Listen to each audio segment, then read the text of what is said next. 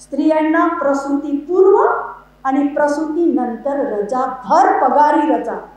हे डॉक्टर बाबासाहेब आंबेडकर आहेत की त्यांनी या देशामध्ये स्त्रियांसाठी हा कायदा करून घेतला. त्यानंतर जगामध्ये या कायद्यावर विचार झाला आणि नंतर त्या ठिकाणी हे लागू झालं. मी भाग्यावर जरी विश्वास करत नसेल तरी कधी कधी असं वाटतं की खरोखरच आम्ही भाग्यवान आहोत ज्या देशामध्ये बाबासाहेबांसारखे व्यक्ती जन्माला आले आणि आम्हाला कुठलाच संघर्ष करावा लागला नाही. प्रेझेंट टाइम मध्ये आपण बघतो की कास्ट सिस्टीम जी आहे, कास्ट सिस्टीम खरोखर नाहीशी झालेली आहे का? कास्ट सिस्टीम ऍक्च्युली अजून नाहीशी झालेली नाही आहे. अजूनही कास्ट सिस्टीम ही रिजिड आहे. किंबहुना मला तर वाटते की कास्ट सिस्टीम अधिकाधिक रिजिड होत आहे आणि जोपर्यंत कास्ट सिस्टीम जे आहे ते कास्ट सिस्टीम डिसइंटिग्रेट होत नाही तर खऱ्या अर्थाने आपल्या देशाचं जे आहे देशाची प्रगती होणार नाही. कारण की देशाची प्रगती वेगवेगळ्या प्रकारचे इन्फ्रास्ट्रक्चर आहे किंवा मोठ्या प्रकार इंडस्ट्री आहे याच्यामुळे प्रगती तर होतेच, पण खरी जी देशाची प्रगती आहे, ज्या देशांनी खरोखर प्रगती केली त्यांनी दोन गोष्टीवर जास्त लक्ष दिलं. एक तर एज्युकेशन आणि दुसरं health. Felicitation is inspiration to others and motivation to whom you are felicitating. Let us celebrate the brilliant minds who have excelled in their exams with flying colors. For the felicitation of great achiever, Dr. Shriya Tiwari ma'am, consultant radiologist who have received gold medal in MBBS, also gold medal in radiodiagnosis, gold medal in anatomy. Recently, she has received FRCR Gold Award in Royal College of Radiology, London in March 2024. I request Honorable Dinesh Wagmare Sir, IAS Principal Secretary, Medical Education and Drugs Department, Government of Maharashtra, to felicitate Dr. Shriya Tiwari ma'am.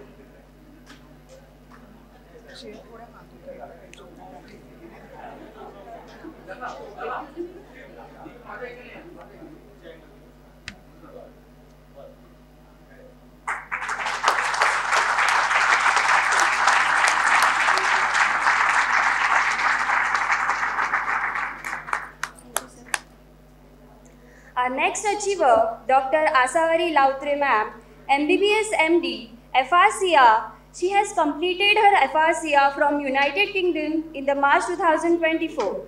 I request respected Dinesh Wagmare sir to felicitate Dr. Asavari Lautre ma'am.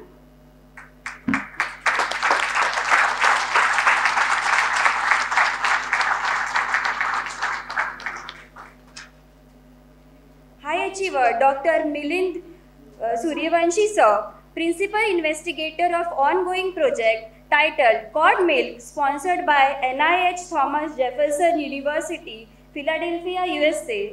For the felicitation of, I request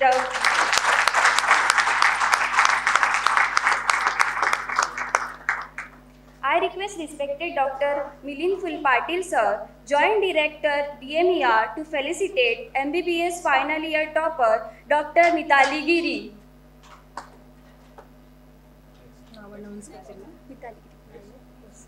I request respected Dean Government Dental College Nagpur, Dr. Abhay Datarkar sir, to felicitate MBBS final year topper Dr. Mitali Giri.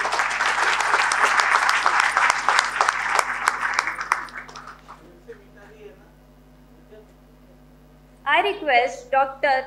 Milind Fulpatil sir, Joint Director DMER, to felicitate MSc final year topper Sridhar Bhange. Behalf of Sahajat. Now take a Sridhar Bhange. Sridhar Bhange sir. Behalf Shahzad Khan. On behalf of Sridhar Bhange sir. Shahzad Service College.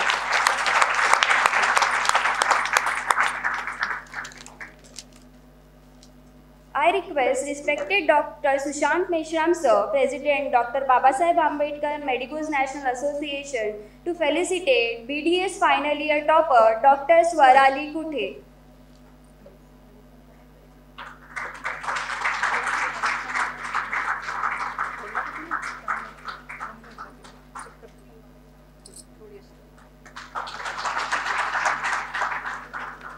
I request respected Dr. Madhuri Gaidhani Dupte ma'am, main speaker, to felicitate final year nursing topper Pooja Rao.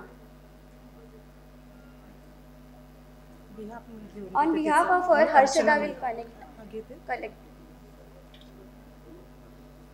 Yes. I request respected Dr. Vasudev Balsagare sir, Associate Professor Anesthesia, to felicitate final year occupational therapy topper Kriti Dwivedi. I request respected Dr. Sushant Meshram sir to felicitate final year physiotherapy topper Rutuja Nale.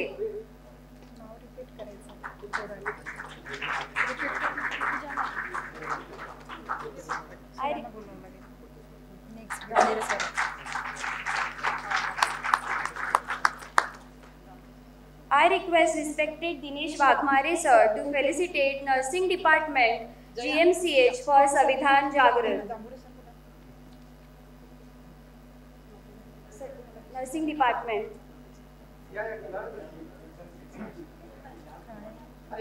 Savidhan Jagran.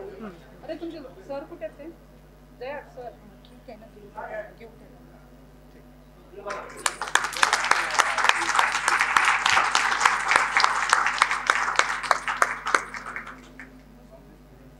I request Honorable Dinesh Wagmare sir to felicitate the MBBS first and second year students who presented this skill. Is going to present. Munishwar. On behalf of Aman sir will collect.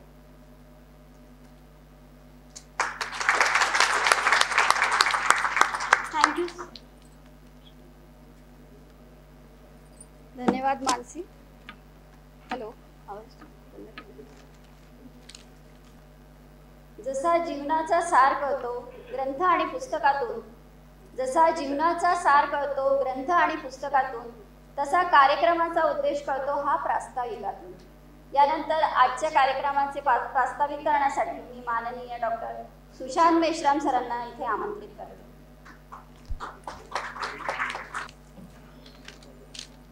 Good afternoon, everyone.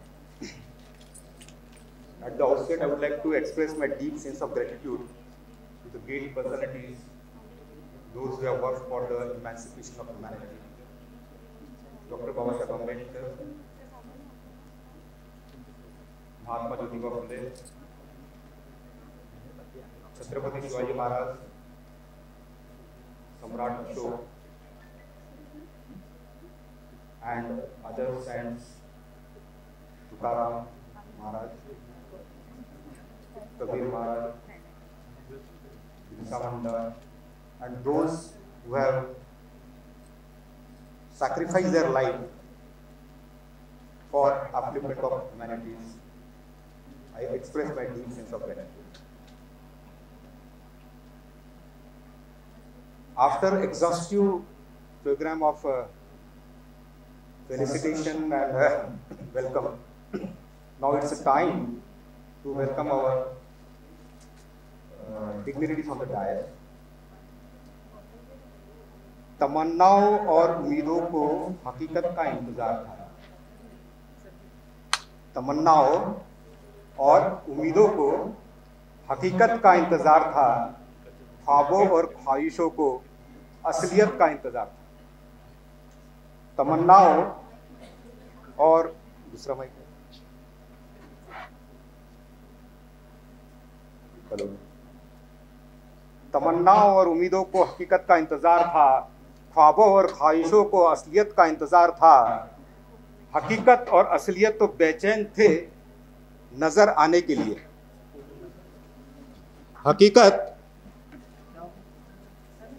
हकीकत और असलियत तो बेचैन थे नजर आने के लिए. बस उन्हें आपके आने का इंतजार था.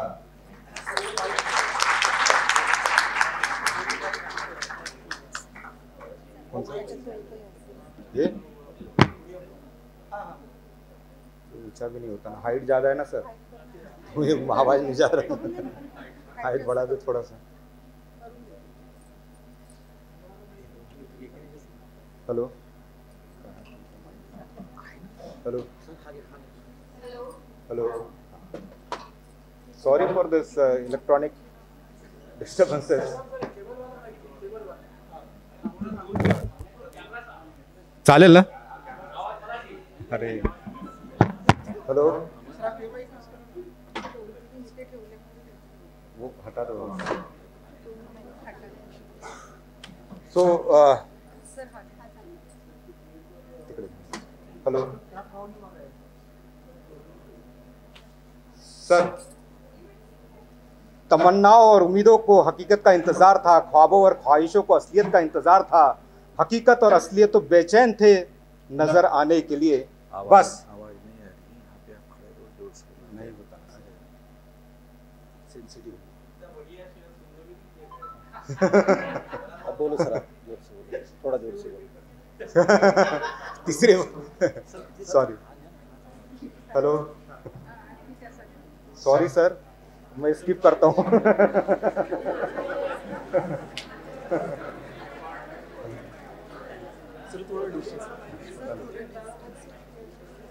सो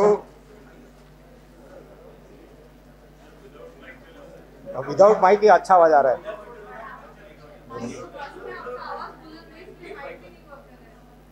तमन्नाओं और उम्मीदों को हकीकत का इंतजार था, ख्वाबों और ख्वाहिशों को असलियत का इंतजार था, हकीकत और असलियत तो बेचैन थे नजर आने के लिए, बस उन्हें आपके आने का इंतजार था.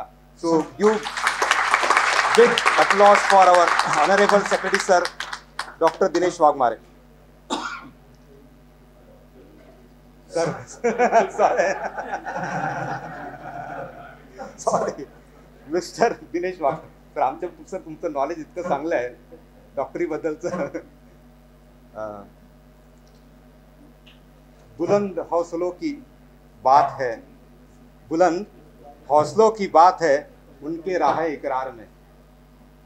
बुलंद हौसलों की बात है उनके राह इकरार में, यूं ही नहीं रहती मंजिलें आपके इंतजार में, यूं ही नहीं रहती मंजिलें आपके इंतजार में.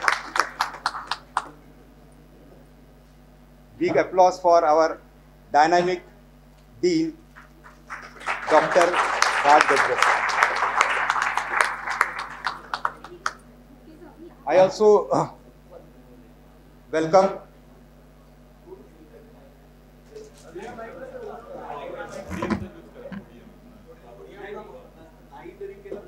oh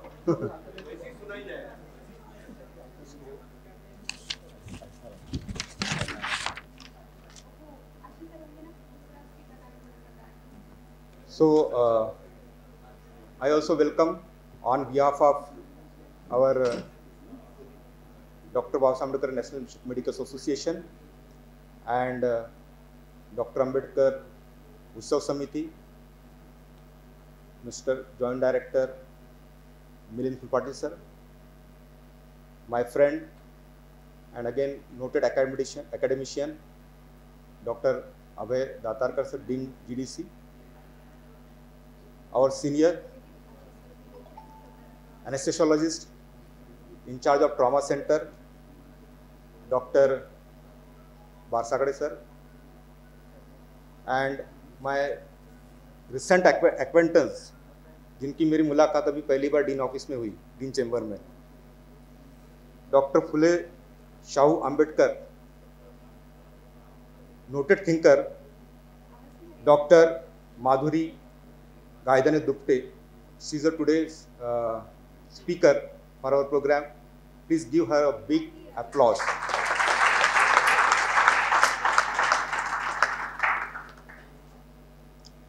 Dignitaries of the dais, Honorable Vice Dean Maure sir, Narlawar sir, Kasote sir, MSMTA President Golawar sir,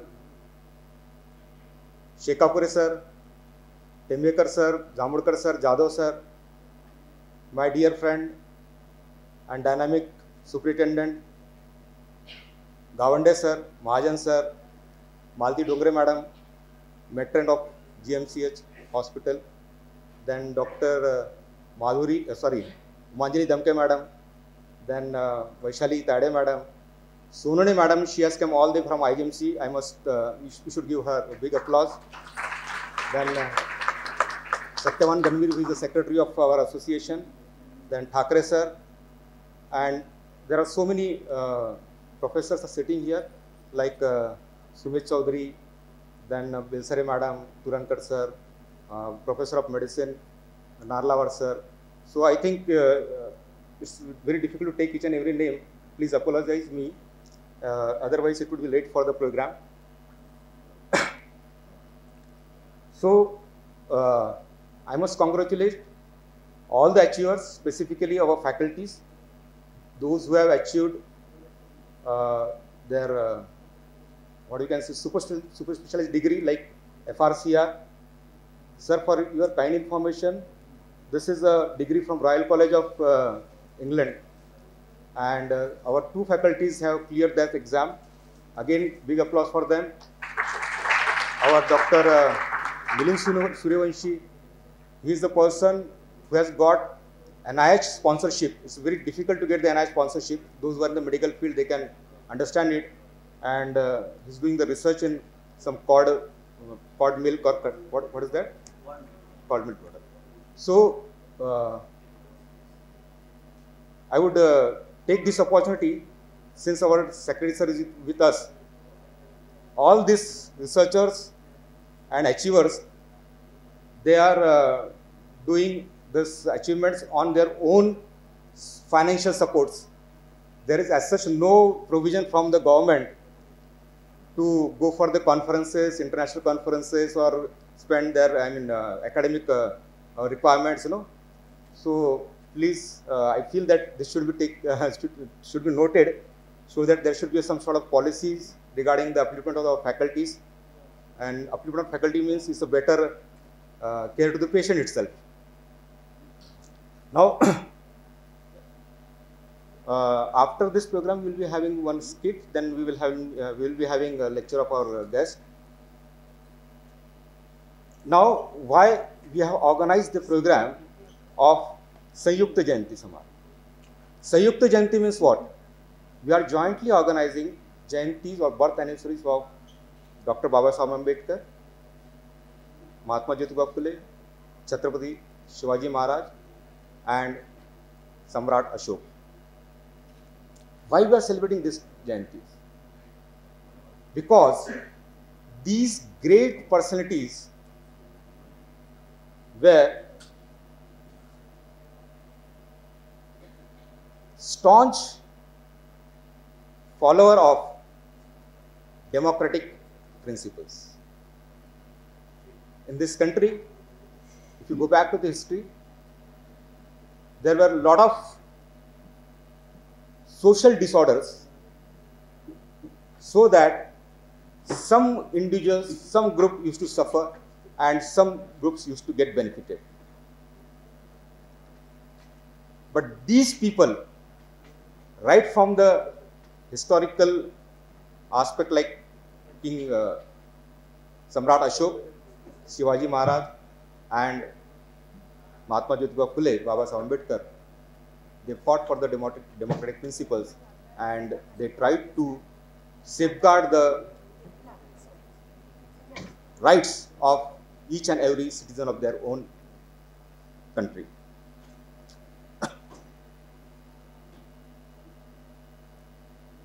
You know that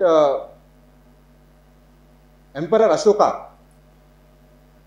was the third emperor of Maurya dynasty, and he born somewhere around 304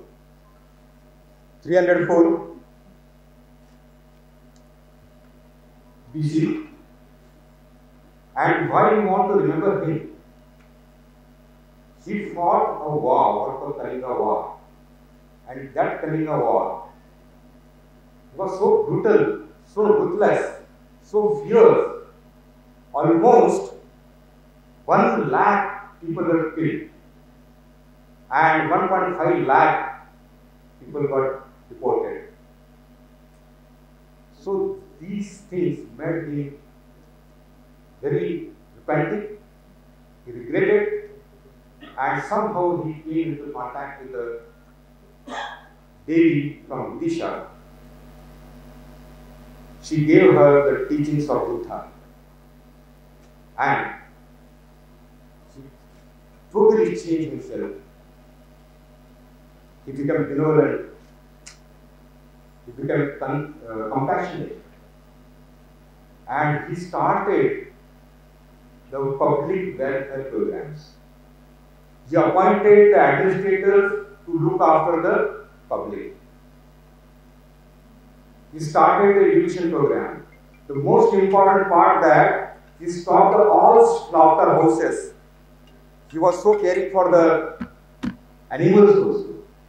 And how he got his evidences, whatever the edicts he used to, or order he used to pass in his own council, it was inscribed on the stones. And those evidences are available now.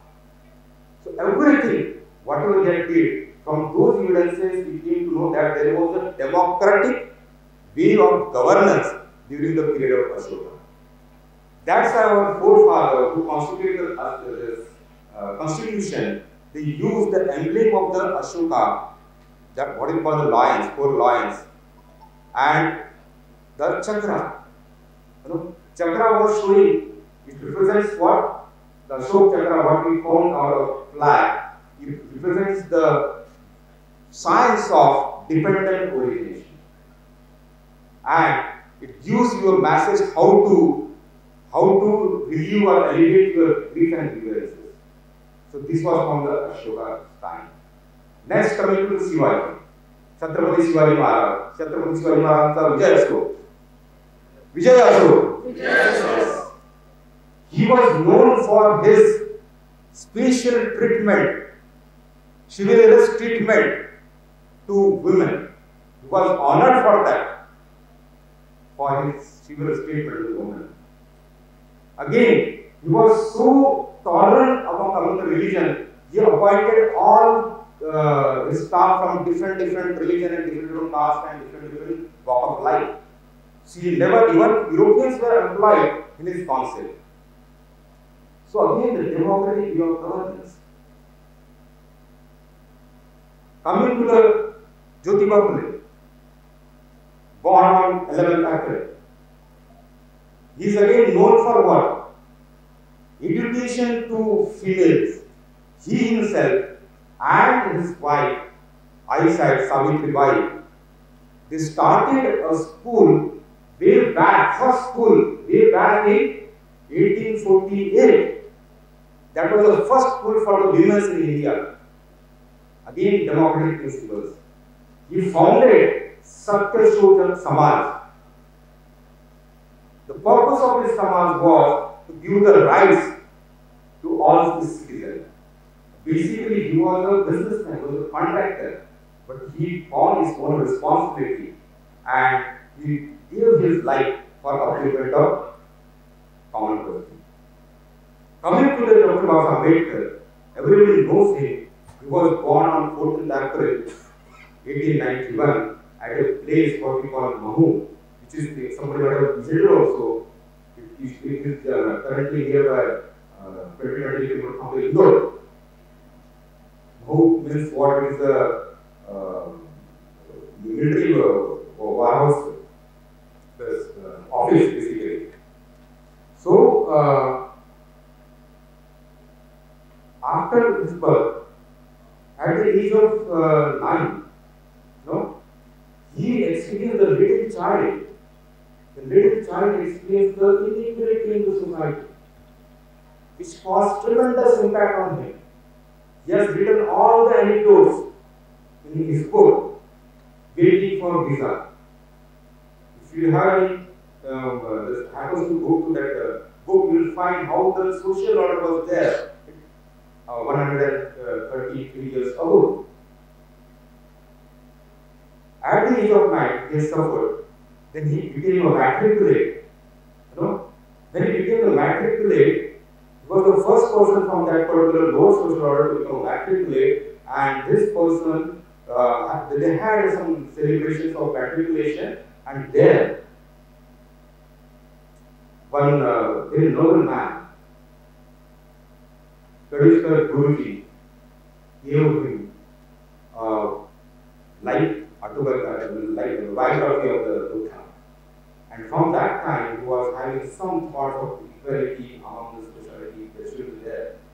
The thoughts started penetrating into that little mind. After that, he has been offered a scholarship from the Sayagyi of Gaikwad from Baroda, and he went to United States from 13 to 16. He was there for higher studies. He studied there, MA Economics. Basically, he was a student of economics. Other subjects are also there. Then after MA, he did their PhD. After 16, then he went to the UK.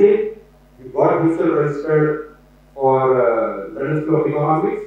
There, he registered himself for the BSc course, and then simultaneously he also registered for the Bharat Law, in Great East.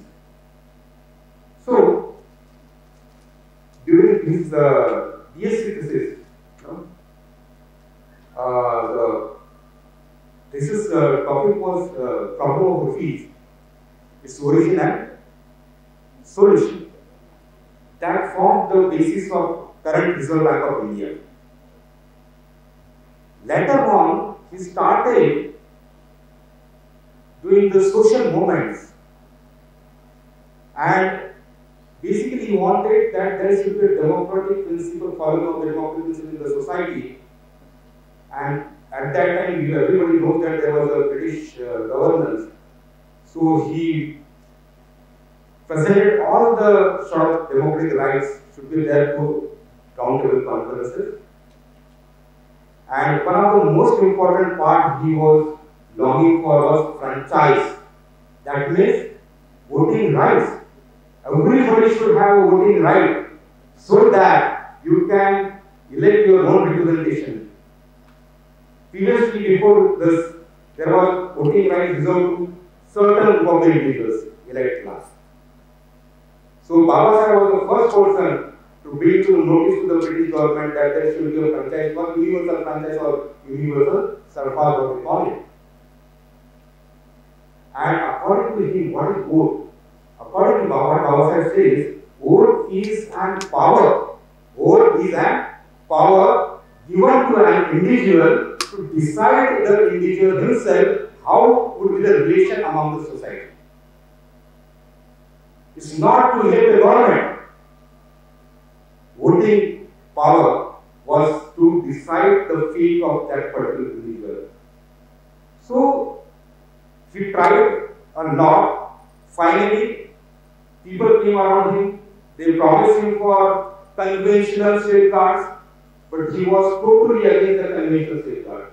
He wanted that every citizen of India should have constitutional safeguards. So finally, when he was elected as a Constitutional Assembly member, then he drafted the Constitution, and then he has included whatever the democratic values we are having right now today. The democratic values for what is democracy? Democratic values is liberty, equality, and fraternity, and justice. Justice has to be a social, economical.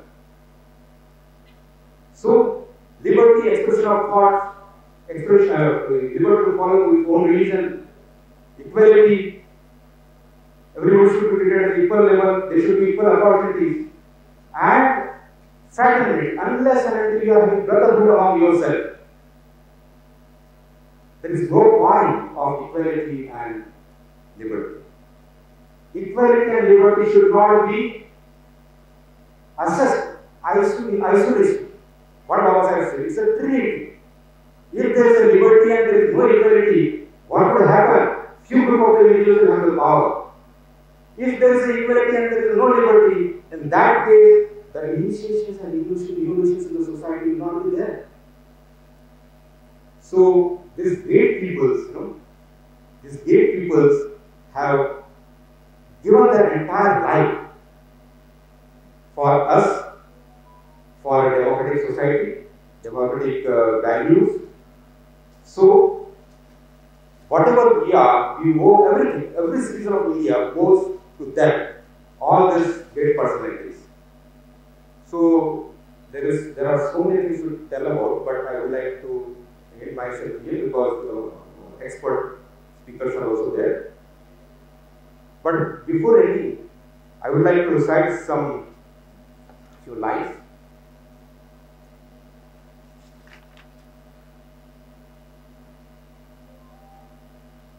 आपके फौलादे ज्ञान का क्या कहना?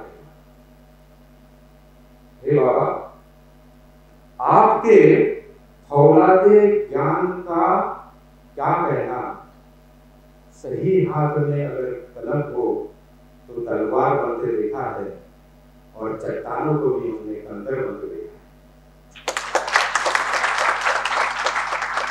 आपके फौलादी ज्ञान का क्या कहना? चट्टानों को हमने कंकर बनते देखा है, सही हाथ में कलम हो तो तलवार बनते देखा है, और बादशाहों को मुलाजिम और मुलाजिम को सरकार बनते देखा है। बादशाहों को मुलाजिम और मुलाजिम को सरकार बनते देखा हुआ है। इन्हीं शब्दों के साथ मैं अपने आप को विराम देता हूँ, and I will hand over mic to the for next speaker. Thank you very much. यानंतर पुढच्या कार्यक्रमाकडे वळतोय आपण. आपल्या संस्थेतील विविध मान्यवर तसेच अनेक संघटनांतर्फे आज कार्यक्रमाचे उद्घाटन प्रमुख पाहुणे सन्माननीय दिनेश वाघमारे सर IAS, प्रधान सचिव वैद्यकीय शिक्षण व औषधी द्रव्य विभाग, महाराष्ट्र शासन यांचा सत्कार करण्यात येणार आहे. त्यासाठी सर्वप्रथम उप अधिष्ठाता माननीय doctor Uday Narlawar sir, head department of ESM, शासकीय वैद्यकीय महाविद्यालय व रुग्णालय नागपूर यांच्यातर्फे सरांचा सत्कार पुष्पगुच्छ देऊन केला जाईल. यानंतर उप अधिष्ठाता doctor Devendra Mawale sir, head department of ENT, शासकीय वैद्यकीय महाविद्यालय व रुग्णालय,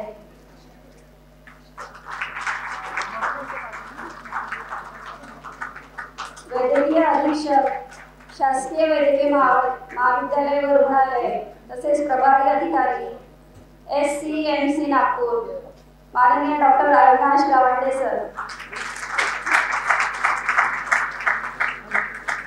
माननीय डॉक्टर समीर गोलावार सर, MSMTA संघटनेतर्फे सरांचा सत्कार करतील. माननीय doctor Bhushan Mahajan sir, super speciality hospital Nagpur तर्फे, डॉक्टर बाबासाहेब आंबेडकर जयंती उत्सव समितीचे माननीय डॉक्टर वासुदेव वारसाकडे सर व Shri Satyawan Ganvir sir,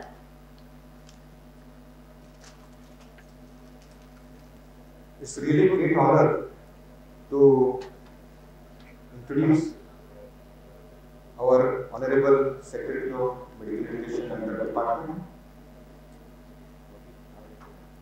Engineer Dinesh Vaghmare.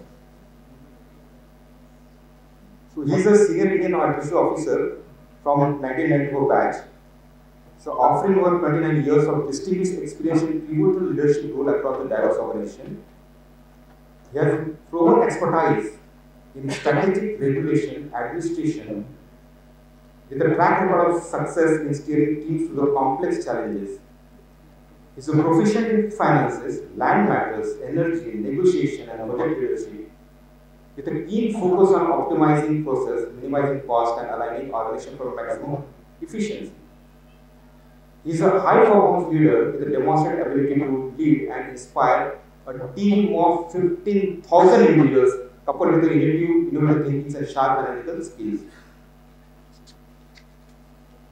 According to his education wise, he has passed out his BTech in electronic engineering from our BNIT Nagpur in 1987. Then he did MTech in computer sciences from IIT Kharagpur, and then he went to United Kingdom at Bradford University, and he did MSc Development and Project Planning. He started his administrative career as a assistant collector from Ratnagiri. Then he holded the post of collector at Buldhana. Then for some time he was the NIT chairman, everybody knows it, from May 2005 to 2006. Then he was managing director of Maharashtra Small Scale Industry Development Corporation Limited. He had been an additional commissioner of Tribal Development Department. Then he was a member secretary of Vidarbha Statutory Development Board. Then after that, in January 10 to October 10, 2010, he was a divisional commissioner of Amravati region, Revenue Department. Then he was a managing director of Maharashtra State Mining Corporation, Social Justice and Empowerment Welfare Department. He worked there as a secretary for Government of Maharashtra. Then as a managing director for Maharashtra Agro-Industry Development. Then he was a municipal commissioner, Navi Mumbai Municipal Corporation. Then he was municipal commissioner at Pimpri-Chinchwad. Then he was secretary to Government of Maharashtra, the Department of Social Justice and Empowerment. He was a principal secretary to Government of Maharashtra, Social Justice and Empowerment Department. And in February 2020, he was a chairman and managing director for Maharashtra State Electricity Transmission Company. Then he was an energy principal secretary to Government of Maharashtra in Energy Department. And for some time, he also served the principal secretary to Government of Maharashtra in Home Department also. And now, since September 2023 till date, he is Medical Education Secretary and Drug Department Principal Secretary. Then I need to mention some of his professional achievements as well as his skills. He has been trained by J.F. Kennedy School of Government, Harvard University as a emerging leaders.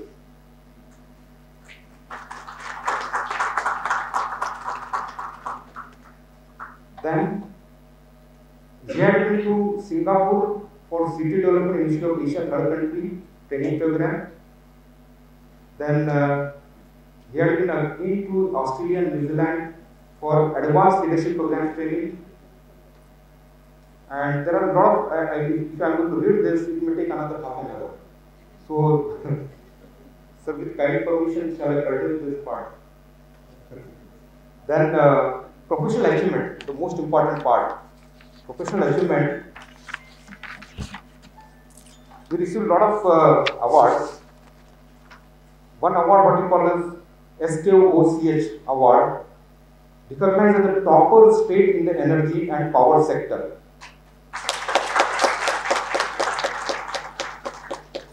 He received that in 2021-2022.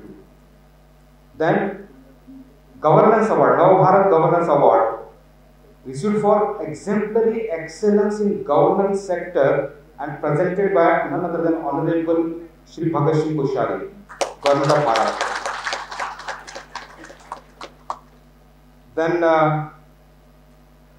again, he has received the CSR India 2021 award for recognizing as an outstanding Corona warrior by Green Tech Foundation.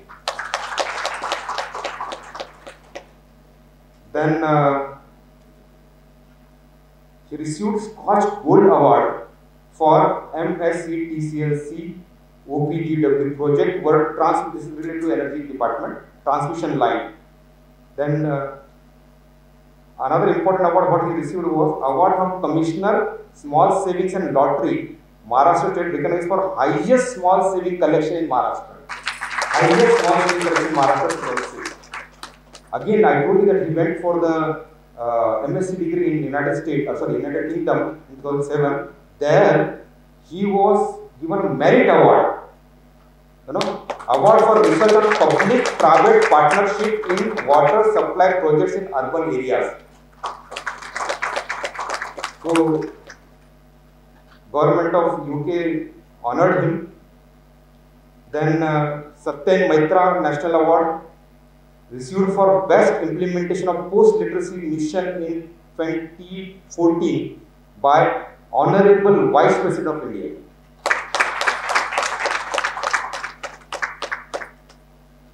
And nowadays we know that a lot of things are, we are talking about energy conservation and climate changes, green climate and all, green earth. So he received first prize from Gluco, acknowledged for implementing best practices in energy saving and environmental sustainability and green building in 2015. So we are having such a great personality with us. इस मकाम पर भी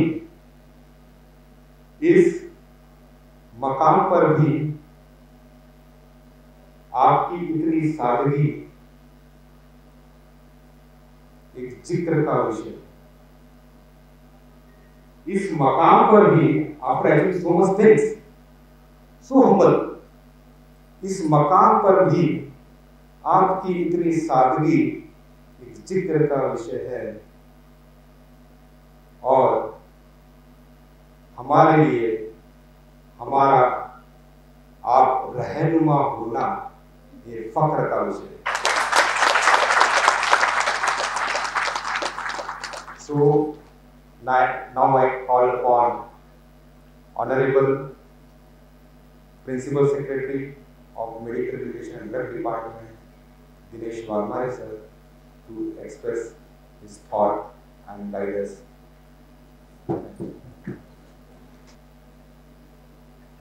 doctor Babasaheb Ambedkar, Mahatma Jyotiba Phule, Chhatrapati Shivaji Maharaj, Samrat Ashok यांच्या पावन स्मृतीस सर्वप्रथम मी अभिवादन करतो। शासकीय वैद्यकीय महाविद्यालय रुग्णालय यांनी नागपूर यांनी आयोजित केलेल्या संयुक्त जयंती समारोहाच्या निमित्ताने मंचकावर उपस्थित असलेले माननीय डॉक्टर मिलिंद फुलपाटीलजी, सहसंचालक वैद्यकीय शिक्षण व संशोधन, कार्यक्रमाचे अध्यक्ष महोदय माननीय डॉक्टर राज गजबियेजी, अधिष्ठाता शासकीय वैद्यकीय महाविद्यालय, माननीय डॉक्टर अभय दातारकर जी, अधिष्ठाता शासकीय दंत महाविद्यालय, या कार्यक्रमाला विशेष ज्यांचं व्याख्यान आयोजित करण्यात आलेले आहे त्या माननीय डॉक्टर माधुरी गायधने दुर्ते मॅडम, या कार्यक्रमाचे सर्व संयोजक माननीय doctor Sushant Meshramji, president doctor Babasaheb Ambedkar medicos national association, doctor Vasudev Barasgade ji, अध्यक्ष डॉक्टर बाबासाहेब आंबेडकर जयंती उत्सव समिति, doctor Avinash Gawande ji, doctor Umanjali Damki madam, doctor Sagar Khandare, doctor Shubham Mahalle, Shrimati Malti Dongre, Shriyut Satyawan Ganvir, doctor Bhushan Mahajan, Shrimati Vaishali Tayde, doctor Sameer Golawar, विद्यार्थी सचिव अम्मन लोणारे आणि Ayushi moon, doctor Babasaheb Ambedkar medicals national association यांचे उपस्थित सर्व मान्यवर, या कार्यक्रमाला उपस्थित सर्व अध्यापक मंडळी, या कार्यक्रमाला उपस्थित आपल्या महाविद्यालयाचे सर्व कर्मचारी, सर्व उपस्थित सर्व अन्य मान्यवर, पत्रकार बंधूंनो, माझे इंट्रोडक्शन डॉक्टर सुशांत मेश्रामने खूप चांगली केली। I am very much thankful to that. आणि खरं पाहिलं तर ॲक्च्युली या संयुक्त जयंती समारोहाच्या निमित्ताने तसं हे जे महामानव आहेत, चारही महामानव जे आहेत, त्यांच्या विचारांमध्ये मी तसं काही एक्सपर्ट नाही आहे। म्हणजे जसं ज्या प्रमाणात आपल्याला डॉक्टर माधुरी मॅडम आपल्याला ज्या प्रमाणात व्याख्यान देतील तशा प्रकारचं कदाचित मी देऊ शकणार नाही, कारण की माझं एक्सपर्टाईज वेगळं आहे। पण सर्वप्रथम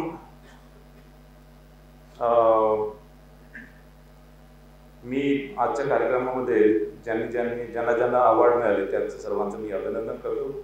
आणि खरोखर एक आनंदाची बाब आहे की रॉयल कॉलेज ऑफ इंग्लंडकडून ज्यांना रिकग्निशन मिळालेलं आहे आणि त्यांचा आज आपण सत्कार केला, त्यांचं हार्दिक अभिनंदन.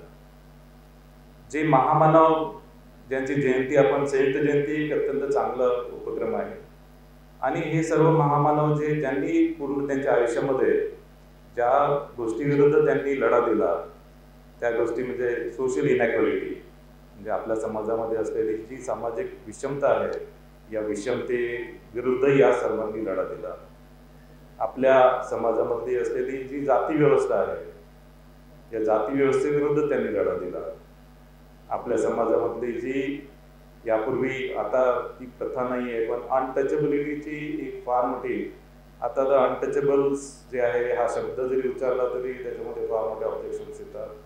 मग आपण अनटचेबल्सच्या ऐवजी दलित शब्द वापरला, दलित शब्दाला पण फार मोठ्या प्रमाणात ऑब्जेक्शन येतात.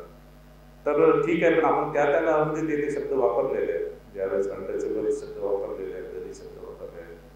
पण ही जी प्रथा आहे अनटचेबिलिटीची त्याच्या विरुद्ध या सर्वांनी फार मोठ्या प्रमाणात लढा दिला.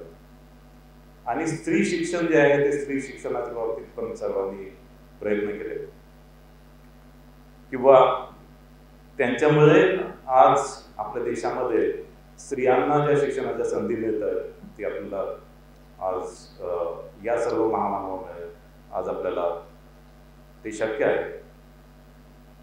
कास्ट सिस्टीम जे आहे ते कास्ट सिस्टीम इतकी आता कदाचित थोडं बहुत त्याच्यामध्ये कास्ट सिस्टीम आपली थोडी डायल्यूट झाली असेल कदाचित, पण कास्ट सिस्टीम आणि अनटचेबिलिटी याच्या विरुद्ध डॉक्टर बाबासाहेब आंबेडकरांना त्यांना सुरुवातीपासून जो लढा द्यावा लागला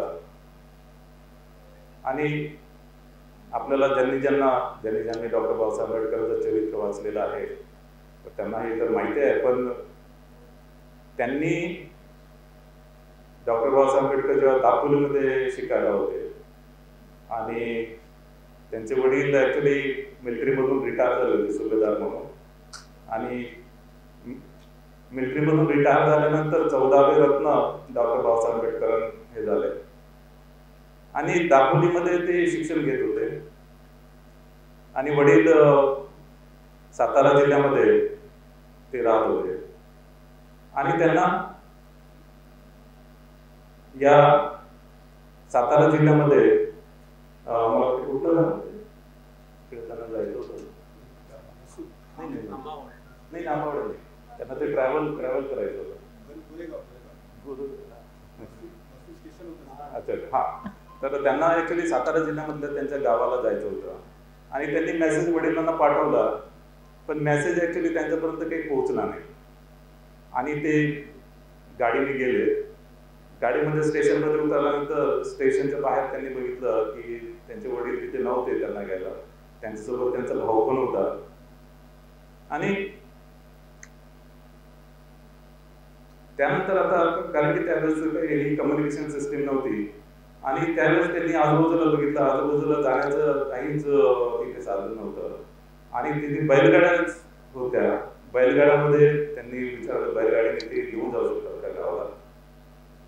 तर ही जी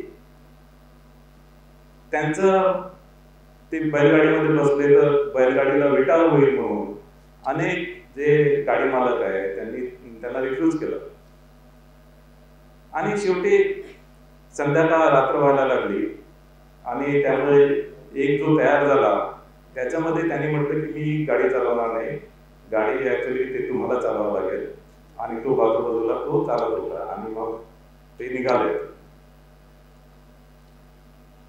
आणि त्यांना स्वतःला त्या एज मध्ये म्हणजे इतक्या लहान वयामध्ये जी जाती व्यवस्था आहे किंवा जे अनटचेबिलिटीज आहे त्यांना जी झळ पोचली त्यामध्ये त्यांना रात्री एका ठिकाणी मुक्काम करावं लागलं आणि रात्री मुक्काम करताना त्यांनी पाणी सुद्धा जे आहे पाणी सुद्धा त्यांना देण्यासाठी पाण्याचं जे आहे विहिरीमधून पाणी जर घेतलं तर विटाळा होतो किंवा कोणी पाणी पण द्यायला तयार नाही. तर अशा प्रकारची परिस्थिती आणि त्यांनी बिना पाण्याचं त्यांना रात्र काढावं लागली आणि शाळेमध्ये पण त्यांचे जे दिवस होते त्याच्यामध्ये पण त्यांना ज्या शाळेमध्ये जे शिकले त्या शाळेमध्ये त्यांना त्यांची गडी बॅग जी आहे त्यांना ऍक्च्युली वर्गामध्ये त्यांना बसायला संधी नव्हती की त्यांना अलाउ करत नव्हते त्याच्यामुळे एका कोपऱ्यामध्ये त्यांना घरून गनी बॅग आणावी लागत होती आणि त्या गनी बॅगवर ते बसायचे आणि त्या गनी बॅगला त्या शाळेमधला पिऊन जो आहे तो पिऊन टच सुद्धा करत नव्हता आणि ती गनी बॅग त्यांना ती त्याची घडी घालत वापस त्यांना घरी घेऊन जावं लागत होतं. तिथे जर पिऊन जर असेल तरच पाणी मिळालं शाळेमध्ये, पिऊन जर नसेल तर डायरेक्टली त्यांनी एकदा डायरेक्टली त्या नळामधून पाणी पिलं. तिथल्या लोकांनी त्यांना खूप मारलं छड्याने. तर ही जी परिस्थिती होती, या परिस्थितीमधून त्यांनी जे बघितलं ही जी कास्ट सिस्टीमची जी विदारक परिस्थिती आहे आणि त्यामधून त्यांनी जे विचार केला की याच्यामधून आपल्याला या सिस्टीम मधून जर बाहेर निघायचं असेल तर शिक्षणाशिवाय दुसरा पर्याय नाही. आणि त्यामुळे त्यांनी आयुष्यामध्ये जो मंत्र दिला, शिका, संघटित व्हा, संघर्ष करा, हा जो त्यांनी मूळ मंत्र दिला, त्याच्यामुळे आज आपण जे बघतो की कितीतरी लाईफ जे आहे ते लाईफ कन्वर्ट झालेले आहे. मात्र या परिस्थितीमध्ये काही महामानव पण होते, त्यांनी त्यांना मदत केली. त्याच्यामध्ये डॉक्टर आंबावाडेकर म्हणून एक गुरुजी होते, डॉक्टर केलुस्कर होते गुरुजी, त्यांनी मदत केली त्यांना. डॉक्टर आंबावडेकर त्यांचं तर ऍक्च्युली सरनेम सत्पा होतं, पण डॉक्टर आंबावडेकर यांनी त्यावेळेस त्या गावाचं सरनेम जे आहे ते गावाचं सरनेम फक्त हायर कास्टचे जे लोक होते तेच फक्त गावाचं नाव सरनेम मध्ये घेता येत होतं त्यांना. पण आंबावडेकर गुरुजींनी बाबासाहेबांना त्यांचं सरनेम जे आहे सत्पाच्या ऐवजी डॉक्टर आंबेडकर त्या रजिस्टर मध्ये नोंद करून दिली. केलुस्कर गुरुजींनी त्यांना भगवान गौतम बुद्धाचं चरित्र त्यांनी भेट दिलं. लोकांनी त्यांना मदत केली आणि सयाजीराव गायकवाड यांनी पहिली जी स्कॉलरशिप आहे पहिली स्कॉलरशिप त्यांना दिली आणि त्या पहिल्या स्कॉलरशिपमुळे ते अमेरिकेमध्ये गेले. अमेरिकेमध्ये कोलंबिया युनिव्हर्सिटीमध्ये ते गेले. कोलंबिया युनिव्हर्सिटीमध्ये सुरुवातीला त्यांनी बॅडमिंटन खेळणे किंवा मग गप्पा गोष्टी करणे असा थोडा काळ त्यांनी व्यतीत केला. पण त्यांच्या लक्षात आलं की हे जर काम जर केलं तर त्यांना या पुढे त्यांना जर जायचं असेल तर याच्यामधून त्यांना अभ्यासाशिवाय दुसरा पर्याय नाही. आणि त्याच्यामुळे 18 तास त्यांनी अभ्यास केला. अमेरिकेमध्ये ज्यावेळेस ते कोलंबिया युनिव्हर्सिटी मध्ये होते त्यावेळेस 18 तास त्यांनी अभ्यास केला आणि त्याच्यामधून प्रेरणा घेऊन अनेक कॉलेजेसमध्ये आता जे 18 तास अभ्यास करण्याचं 14 एप्रिल जयंतीनिमित्त 18 तास अभ्यास करण्याचा आपण उपक्रम हाती घेतो. आपल्याकडे आपण घेतो की नाही मला माहिती नाही, पण हा जो एक फार मोठा ट्रिब्यूट त्यांना आहे की 18 तास आपण अभ्यास करून त्यांना एक आदरांजली आपण वाहतो. तिथे त्यांनी MA केलं आणि MA केल्यानंतर मग PhD डॉक्टरेट सुद्धा त्यांनी केली. आणि डॉक्टरेट त्यावेळेस त्यांनी त्या काळामध्ये त्यांनी पब्लिक फायनान्शियल मॅनेजमेंट, आणि तो काळ असा होता की हायर कास्ट मध्ये सुद्धा BA पदवी घेणं हे फार म्हणजे दुर्मिळ होतं. आणि अनेक लोक BA फेल्ड असं लावायचे. BA फेल्ड हे सुद्धा एक स्टेटस मानलं जायचं. आणि ती जी पदवी घेऊन त्यांना मग यानंतर लंडन स्कूल ऑफ इकॉनॉमिक्स मध्ये झालं. तिथले जे प्रोफेसर होते अमेरिकेमधल्या कोलंबिया युनिव्हर्सिटीमध्ये त्यांनी लंडन स्कूल ऑफ इकॉनॉमिक्स त्यांना रेकमेंड केलं. लंडन स्कूल ऑफ इकॉनॉमिक्स मध्ये त्यांना ऍडमिशन मिळाली. ग्रेज इन मध्ये त्यांनी बॅरिस्टरसाठी त्यांनी नोंदणी केली. पण जिथून स्कॉलरशिप त्यांना मिळत होती सयाजीराव गायकवाड बरोडाचे तिथले जे दिवाण होते ते दिवाणाने म्हटलं की त्यावेळेस वर्ल्ड वॉर 1 सुरू होतं, पहिलं महायुद्ध सुरू होतं आणि त्यावेळेस त्यांनी ती स्कॉलरशिप त्यांची ती बंद केली आणि त्यांना वापस बोलवलं. त्याच्यामुळे ते खूप खचून गेले आणि त्यांनी एक बॉन्ड देऊन दिला होता की हे जे अमेरिकेमध्ये जी काही त्यांचा अभ्यास आहे त्यासाठी स्कॉलरशिप त्यावेळेस किती असेल म्हणजे त्यावेळेस आपण बघितलं 25 रुपये महिना त्यांना स्कॉलरशिप मिळायची. त्या काळामध्ये 25 रुपये महिना कदाचित चांगली अमाऊंट असेल. पण त्यांची जी इच्छा होती की याच्यामध्ये लंडन स्कूल ऑफ इकॉनॉमिक्स मध्ये शिकायचं तर ती अर्धवटच राहिली आणि त्यांना वापस यावं लागलं. बरोडामध्ये त्यांना सयाजीराव गायकवाडांनी प्रॉमिस केलं होतं की त्यांना फायनान्स मिनिस्टर त्या राज्याचं फायनान्स मिनिस्टर बनवणार, पण ज्यावेळेस ते गेले त्यावेळेस त्यांना फायनान्स मिनिस्टर बनवलं नाही, त्यांना डिफेन्सचं सेक्रेटरी त्यांना बनवलं.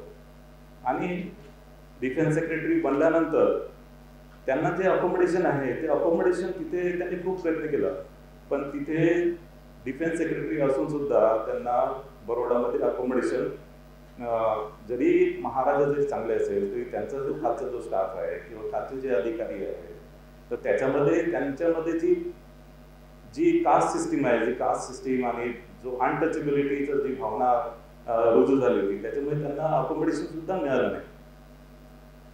त्यावेळेस अमेरिकेमध्ये त्यांचे एक पारसी फ्रेंड होते आणि त्यांचं खूप चांगलं, आणि तो एक लिबरल माइंडचा पारसी होता आणि त्याच्यामुळे तिथे बरोडामध्ये पारसी एक हॉस्टेल आहे, तर तिथे त्यांनी एक खोटं त्यांनी नोंद केली की ॲक्च्युली मी पारसी आहे म्हणून, आणि ते तिथे राहायला गेले. पण ज्यावेळेस पारसी लोकांना माहिती झालं की हे डॉक्टर बाबासाहेब आंबेडकर हे महार कास्टचे आहेत आणि त्याच्यामुळे तिथे ते त्यांच्या रूमच्या समोर आले आणि काठा वगैरे घेऊन आले आणि त्यांना ताबडतोब त्या हॉस्टेलमधून त्यांनी बाहेर काढलं. ती रात्र जी आहे ती रात्र त्यांनी झाडाखाली घालवली, बगीच्यामध्ये झाडाखाली ते झोपले आणि त्यांच्याकडचे जितके काही पुस्तकं होते, जितके काही त्यांच्याकडे डिग्र्या होत्या, त्या डिग्र्या पूर्ण पसरून रात्रभर ते झाडाखाली त्यांनी व्यतीत केलं. आणि हे सर्व बघून त्यांनी ताबडतोब तिथे त्या पदाचा राजीनामा दिला आणि ते मुंबईमध्ये आले.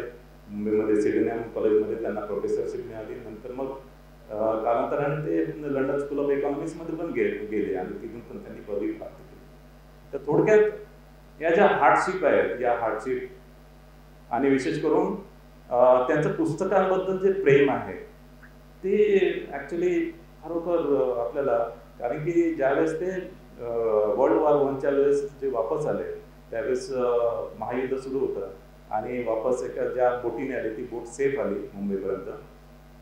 मात्र ज्या स्टीमरने त्यांचे पुस्तके येणार होते त्या स्टीमरवर जर्मन जे फोर्सेस आहेत, जर्मन फोर्सेसने त्याच्यावर हल्ला केला आणि त्यांचे पूर्ण पुस्तकं जे आहेत आणि त्यांचे पूर्ण जे मॅन्युस्क्रिप्ट आहेत ते मॅन्युस्क्रिप्ट पूर्ण बुडाले. त्याच्यानंतर ते काही मिळालं नाही आणि त्याच्यामुळे त्यांना ते इतकं मोठ्या प्रमाणात त्याचा शॉक बसला आणि खूप त्यांना दुःख वाटलं. आणि पुस्तक जे आहे, पुस्तक वाचन काही त्यांनी पूर्ण आयुष्यभर आपण बघतो की त्यांनी विविध प्रकारचे पुस्तकं त्यांनी वाचन केलं. आपण हे जे महामान आहेत या महामानाचा आजच्या कंटेक्स्टमध्ये काय त्यांचे विचारांचं कितपत आपण ॲक्च्युली त्याच्यापासून बोध घेतो किंवा त्याच्यापासून प्रबोधन घेतो हे खरोखर ॲक्च्युली आपण कार्यक्रमामध्ये बघतो. कार्यक्रमामध्ये डॉक्टर बाबासाहेब आंबेडकर, महात्मा ज्योतिबा फुले या सर्वांवर आपण विचार व्यक्त करतो, पण त्याचा आपण आजच्या कंटेक्स्टमध्ये त्याचा आपल्याला काय प्रिन्सिपल लागू करता येईल, त्याच्यामधून आपण काय शिकतो हे बहुतांशी आपण बघत नाही. त्याच्यामुळे आपण कुठेतरी ॲनालाइज आणि आत्मचिंतन करणं गरजेचं आहे की या महामानाच्या विचारांपासून आजच्या कंटेक्स्टमध्ये याचं काय रिलेव्हन्स आहे आणि आजच्या कंटेक्स्टमध्ये आपण त्यांच्या विचारांपासून काय शिकायला पाहिजे. ही खरोखर एक्झरसाईज अशा प्रकारच्या कार्यक्रमामधून आपण नक्कीच घ्यायला पाहिजे.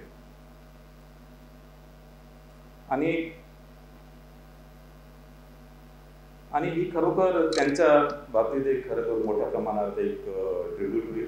महात्मा ज्योतिबा फुले यांनी सुद्धा ज्या प्रमाणात सावित्रीबाई फुले आणि महात्मा ज्योतिबा फुले यांनी स्त्री शिक्षणासाठी जे काम केलं आणि त्यांना सुद्धा ज्या मोठ्या प्रमाणात विरोध झाला ती सुद्धा एक फार मोठं काम त्यांनी स्त्री शिक्षणाच्या बाबतीत केलं आहे. डॉक्टर बाबासाहेब आंबेडकरांनी पण स्त्री शिक्षण किंवा स्त्रियांना विविध ज्या सवलती आहेत या मिळवण्यासाठी त्यांनी फार मोठ्या प्रमाणात योगदान दिलेलं आहे. आजच्या प्रेझेंट टाइममध्ये आपण बघतो की कास्ट सिस्टीम जे आहे, कास्ट सिस्टीम खरोखर नाहीशी झालेली आहे का? कास्ट सिस्टीम ॲक्च्युली अजून नाहीशी झालेली नाही आहे. अजूनही कास्ट सिस्टीम ही रिजिड आहे.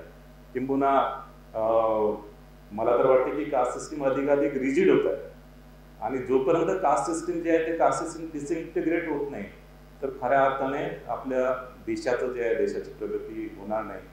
कारण की देशाची प्रगती वेगवेगळ्या प्रकारचे इन्फ्रास्ट्रक्चर आहे किंवा मोठ्या प्रकार इंडस्ट्री आहे याच्यामुळे प्रगती तर होतेच, पण खरी जी देशाची प्रगती आहे, ज्या देशांनी खरोखर प्रगती केली त्यांनी 2 गोष्टीवर जास्त लक्ष दिलं. एक तर एज्युकेशन आणि दुसरं हेल्थ. एज्युकेशन आणि हेल्थ जोपर्यंत आपण स्ट्रॉंग करत नाही कुठलाही देश.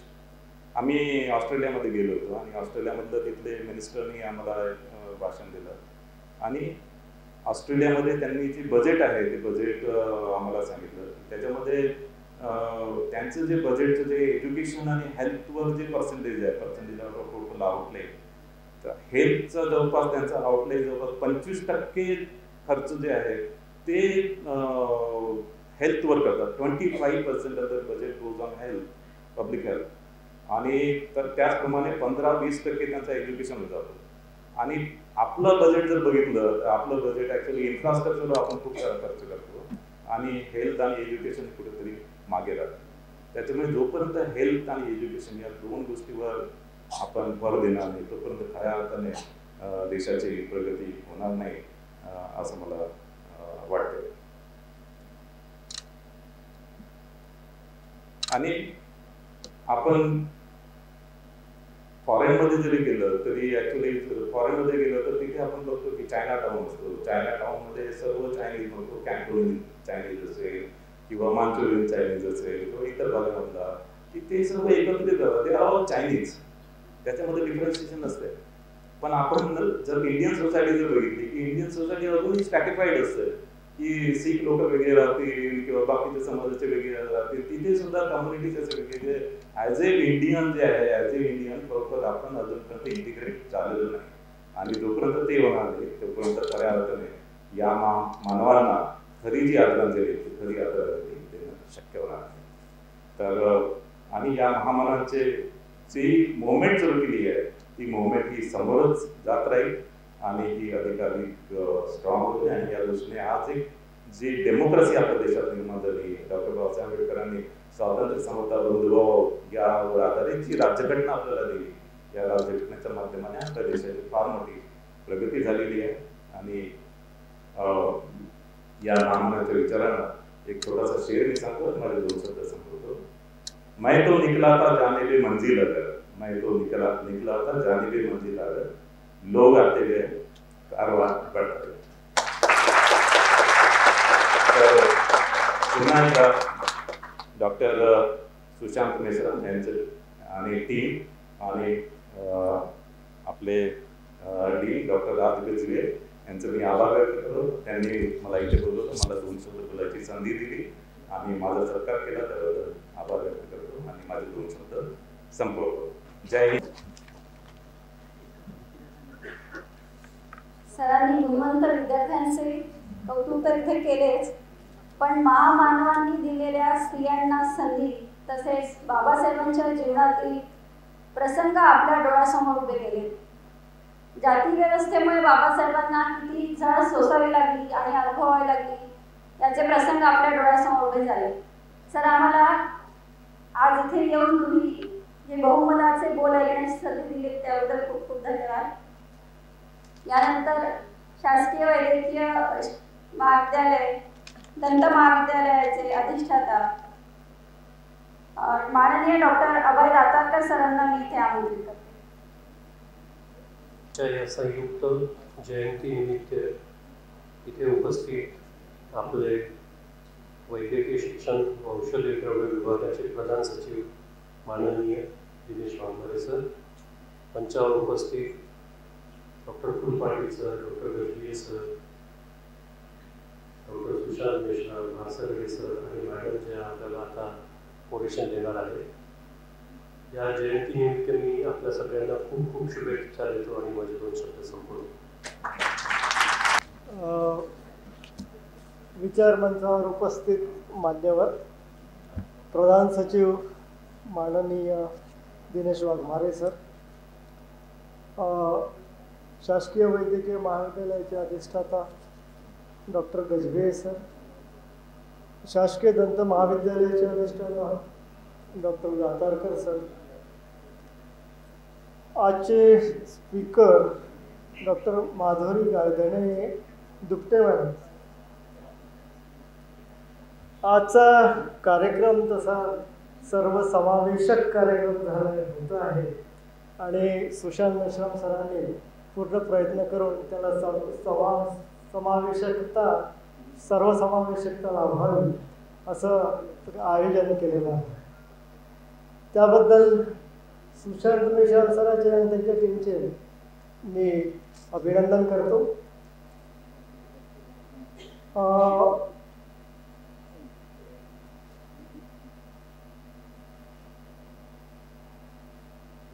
आज आपण इतर मान्यवर उपस्थितामध्ये जे मान्यवर आहेत त्यांचाही आपण सत्कार केला, पुष्पगुच्छ सत्कार केला. तसंच जे अचिव्हर्स आहेत त्यांचं पण आपण सत्कार केला, त्यांचं मी अभिनंदन करतो. ज्यांची आपण संयुक्त जयंती साजरी करत आहोत त्या महामानवांचं जे काही त्याचं कार्य आहे ते सामाजिक असमानता ह्या मुद्द्यावर आधारित आहे.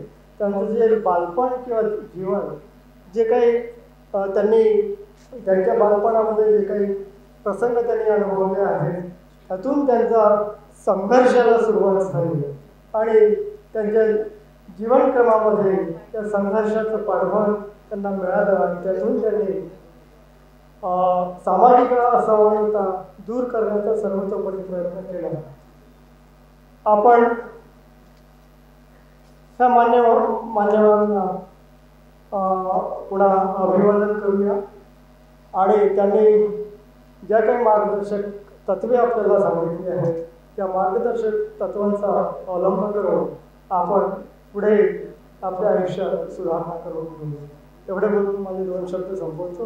आयोजकांनी मला संधी बोलण्याची संधी दिली त्याबद्दल मी पुन्हा त्यांचे आभार व्यक्त करतो. आंबेडकर मेडिकोस नॅशनल असोसिएशन व डॉक्टर बाबासाहेब आंबेडकर संयुक्त जयंती समितीतर्फे माननीय डॉक्टर सुशांत मेश्राम सर हे प्रधान सचिव वैद्यकीय शिक्षण व औषधी द्रव्य विभाग महाराष्ट्र शासन सन्माननीय दिनेश वाघमारे सरांना सन्मान चिन्ह व बुद्धमूर्ती देऊन त्यांचा सहर्ष सत्कार करतील अशी मी त्यांना विनंती करते.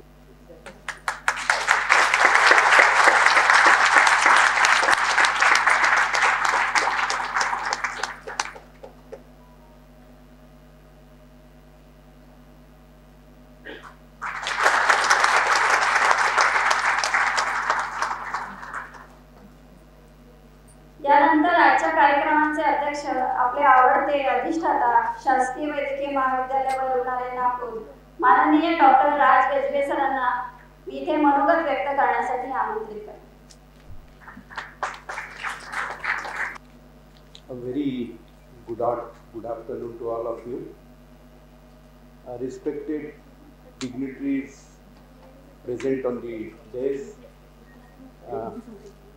Shri Dinesh Wagmare sir, who is Principal Secretary of Medical Education, our Joint Director Dr. Kulpati, Dean Dental College Dr. Datarkar, आजच्या कार्यक्रमाचे आयोजक डॉक्टर सुशांत मेश्राम, आपल्या या कार्यक्रमाला आज प्रमुख वक्त्या म्हणून लाभलेल्या doctor Madhuri Gaydhane, doctor Barasagade, the dignitaries of the days. सर्वप्रथम फुले, छत्रपती शिवाजी महाराज, शाहू महाराज, सम्राट अशोक व डॉक्टर बाबासाहेब आंबेडकर यांच्या प्रतिमेला नमन करून मी या कार्यक्रमाची सुरुवात करतो. त्या थोडक्यात सांगायचं म्हणजे मला असं वाटतं की या कार्यक्रमाचा थोडा क्रम चुकलेला आहे. एकदा दिनेश वाघमारे सरांचं भाषण झाल्यानंतर की इनफॅक्ट कुणाचं भाषण नको. Okay, so it becomes difficult for me to speak after his speech. Well, whatsoever, I welcome you all on this Sayuktik Jayanti which we have organized. Hello.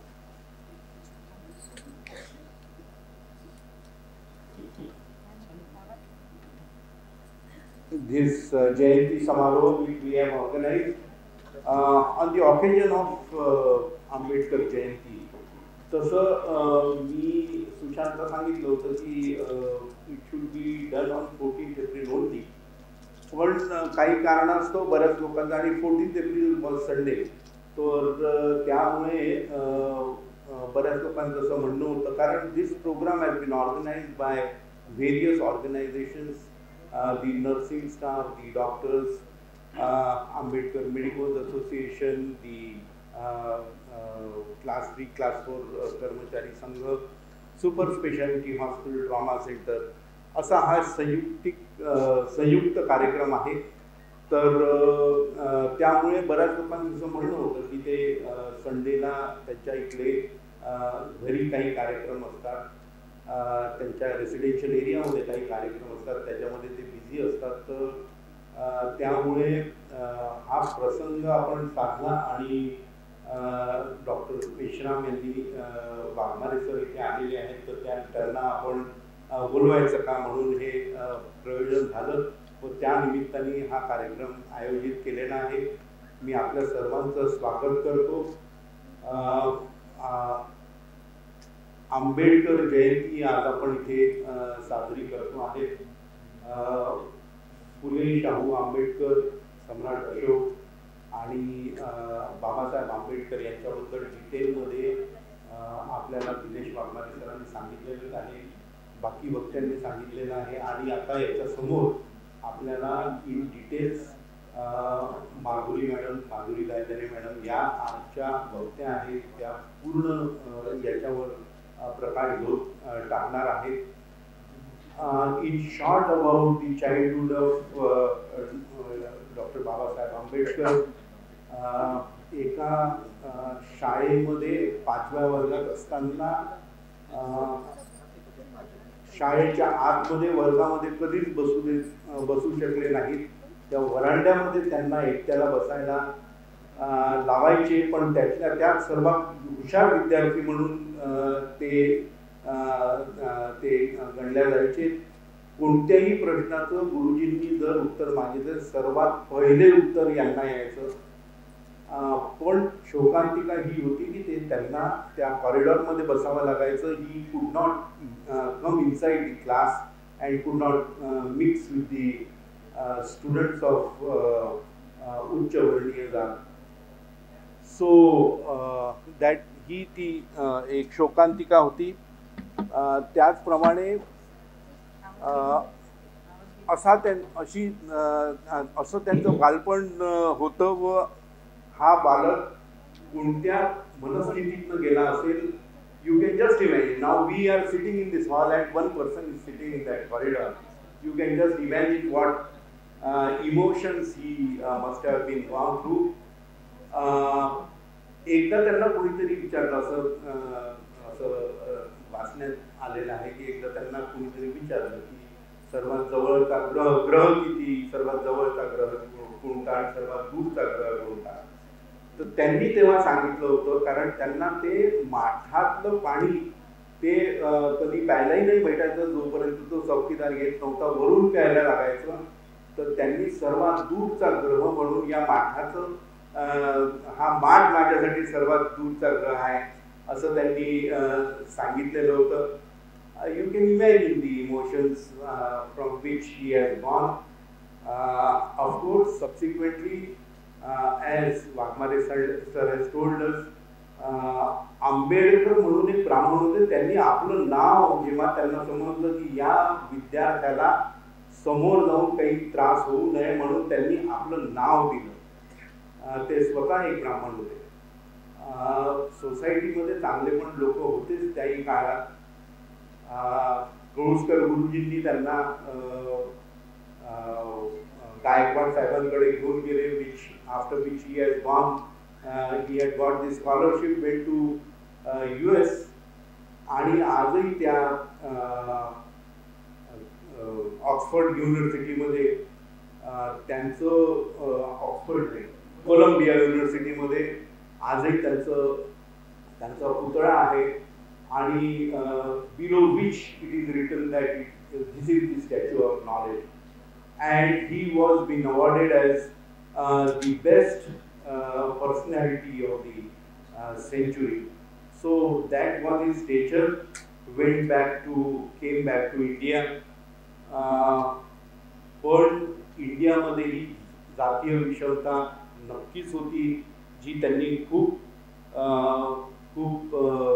म्हणजे he struggled a lot for having equality and to remove this casteism. He is a person who has given us document Bible of India, which is the best constitution of India, which is one of the best constitution in the world. And the constitution has given all the rights, whatever एक माणूस आणि स्त्री जातीची विषमता त्यांनी काढली. He has given equal rights to all the females in the society. आज आपल्या वडिलांच्या प्रॉपर्टीमध्ये एका मुलीचा जो हक्क असतो हे ती कॉन्स्टिट्यूशनमुळे मिळालेला आहे. स्त्री शिक्षणासाठी तर नक्कीच त्यांनी हा समानतेचा एक जो संदेश दिलेला आहे. And as Waghmare sir has told that त्यांनी नेहमी हे सांगितलं की शिका, गेट एज्युकेटेड, संघटित व्हा, कम युनायटेड अँड संघर्ष करा, हे त्यांचं ब्रीद वाक्य होतं. And he has done huge amount of work for women empowerment and women rights. Finally, when probably he thought that towards the end of his life, he thought that it's whatever I do, आणि त्यांनी या सर्व समाजाला एकत्रित करून या दलित समाजाला आज कुठे पोहोचवले आहे. आणि हा दलित समाज जर आज कुठे पोहोचला असेल, all because of the preachings of and teachings of Dr. Babasaheb Ambedkar. Finally, he embraced Buddhism and probably thought कि हे हिंदू धर्मामध्ये राहून हे possible होणार नाही. He said that I am born Hindu but I will not die as Hindu. So he embraced finally Buddhism because he has certainly studied many of the religions, and he found Buddhism as the best religion, which says that which has principles of Shila Karuna, and what is the third one? Prajna, Shila and Karuna. So these three things were imbibed on his mind. He studied the religion very thoroughly, and finally he decided to embrace Buddhism. अशा या त्यांच्या जयंती निमित्त आपण इथे सर्व जमलेलो आहात. आणि as Waghmare sir has said that we must introspect ourselves whether still we got a political democracy, but did we still get a social democracy? अजूनही जसं सरांनी सांगितलं, कास्टिझम या आणखी संघटित होताना दिसतात आहे, which is not good for any developing nation. So with these words, I once again thank the organizers for giving me this opportunity to share a few words with you, and I extend my best wishes on this Ambedkar Jayanti celebration. Thank you so much. Phule Shahu Ambedkar विचारवंत यांचा मी परिचय आपल्याला करून देणार आहे. तर मॅडमचं education MA BEd, इतिहासामध्ये त्यांनी MPhil केलेलं आहे. समाजशास्त्र आणि आंबेडकर थॉट्समध्येही त्यांचं अध्ययन झालेलं आहे. 24 वर्षापासून इतिहास आणि समाजशास्त्र विषयाच्या त्या प्राध्यापिका आहेत. OBC समाजामध्ये जन्म झाला आणि त्याच संस्कारात वाढल्यानंतरही वयाच्या 30 वर्षानंतर फुले शाहू आंबेडकर विचारांशी त्यांचा परिचय झाला आणि 2013 मध्ये त्यांनी शांतीचा मार्ग बुद्ध धर्म हा धर्मांतर केलेला आहे. 2017 मध्ये दीक्षाभूमी येथे 1942च्या डॉक्टर बाबासाहेब आंबेडकर यांच्या नागपूर येथील परिषदेच्या अमृत महोत्सवाच्या मुख्य आयोजनातही त्यांचा सहभाग होता. आतापर्यंत अनेकदा lord Buddha TV, UCN Buddha TV, equality news, Bahujan Sanghatak news आणि महाराष्ट्र 24 न्यूज चॅनल या विविध चॅनलवर त्यांच्या अनेक विषयांवर व्याख्यानांनी चर्चा झालेली आहे. इतिहासाच्या पाऊलखुणा या कार्यक्रमाअंतर्गत 20 पात्रांचा इतिहास जागवणाऱ्या महानाट्यात सूत्रधार म्हणून नारीच्या मुख्य भूमिकेचे उत्कृष्ट सादरीकरण त्यांनी केलेले आहे. आतापर्यंत या महानाट्याचे महाराष्ट्र, गुजरात मध्ये अनेकदा सादरीकरण झालेले आहे. त्याचप्रमाणे मी ताराबाई शिंदे मैं नारी हूँ या विषयावरही त्यांचे लघुनाटिका सादर झालेले आहे. क्रांतिज्योती महिला विचार मंचाच्या त्या संचालक JBKB सोशल सोसायटीच्या उपाध्यक्ष आहेत. बहुजन सौरभ दैनिकातील दर शुक्रवारी येणाऱ्या स्त्री स्वातंत्र्य मुक्त संवाद या कॉलमच्याही त्या संयोजिका आहेत.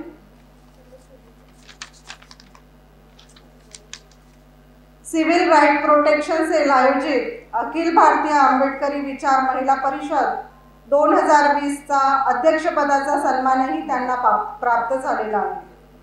गुजरात येथे 1942 क्रांती परिषदेच्या वार्षिक कार्यक्रमात अध्यक्षपदाचा त्यांना सन्मान मिळालेला आहे. कोरोना काळापासून विविध वसाहतीतील विद्यार्थ्यांसाठी प्रबुद्ध भारत निर्माण संघटनेची स्थापना करून परेड, कराटे, नृत्य आणि वेगवेगळ्या विषयाचे त्या मार्गदर्शन वर्ग घेतात. संविधान फाउंडेशन अंतर्गत संविधान शाळा, संविधान मालिकेत त्यांचा प्रत्यक्ष आणि ऑनलाईन सहभाग असतो. फुले शाहू आंबेडकर OBC महिला साहित्य संमेलनाच्या त्या सहसंयोजक आहेत. 2022ला त्यांना गोल्डन वुमन अवॉर्डने सन्मानित करण्यात आलेला आहे. स्त्री स्वातंत्र्य मुक्त संवाद 2022ला त्यांचे पुस्तक प्रकाशित झालेलं आहे. त्याचप्रमाणे बाबासाहेबांच्या स्त्रीविषयक जाणीवा, तसेच भारतीय महिलाओं का उद्धार आणि स्त्री मुक्तीचे आकाश 2023ला या पुस्तकांचं त्यांचं प्रकाशन झालेलं आहे. तर मी आजच्या कार्यक्रमाच्या मुख्य वक्त्या माननीय डॉक्टर माधुरी गायधने मॅडम यांना विचार मंचावर त्यांचे विचार मांडण्यासाठी आमंत्रित करते.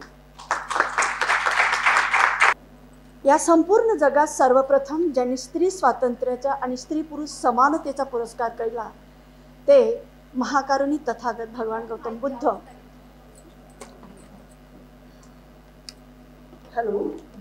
यांना सर्वप्रथम मी त्रिवार वंदन करते. आणि या महामानवाचा, या शांतिदूताचा, विज्ञानाचा मानवतावादी संदेश तळागाळात देश विदेशात पोहोचविणारे प्रियदर्शी सम्राट अशोक यांनाही त्रिवार वंदन करते. महाराष्ट्रीय तरुणांच्या रोमारोमात भिनणारे कुळवाडी भूषण छत्रपती शिवाजी महाराज, या शिवाजी महाराजांची समाधी शोधून शिव जयंती उत्सवाला सुरुवात करणारे आणि स्त्री स्वातंत्र्याला स्वतः बुद्धिवादी बनून स्त्रियांना गुलामगिरीतून काढण्यासाठी, स्त्रियांना स्वातंत्र्य देण्यासाठी तिच्या हातात स्त्री शिक्षणाची तलवार देणारी क्रांतिदूत राष्ट्रपिता महात्मा ज्योतिबा फुले, त्यांच्या खांद्याला खांदा लावून अंगावर शेड माती झेलणारी ती क्रांतिज्योती बंडखोर नायिका सावित्रीबाई फुले, आरक्षणाचे जनक छत्रपती शाहू महाराज, स्त्रियांच्या प्रगतीत मी समाजाची प्रगती शोधतो असे सांगणारे आणि ते व्हायलाच पाहिजे म्हणून संविधानामध्ये त्या स्त्री पुरुष समानतेचे हक्क नमूद करणारे बोधिसत्व विश्वरत्न प्रज्ञासूर्य संविधानकार डॉक्टर बाबासाहेब आंबेडकर, राष्ट्रमाता जिजाऊ, आई रमाई, राष्ट्रसंत तुकडोजी महाराज, संत गाडगेबाबा, संत तुकाराम आणि या समाजात ज्यांनी अज्ञानापासून दूर जाऊन विद्वत्तेच्या ज्ञानाचा मार्ग समाजाला दिला, त्या सर्व संतांना, महापुरुषांना मी सर्वप्रथम वंदन करते. आजच्या ह्या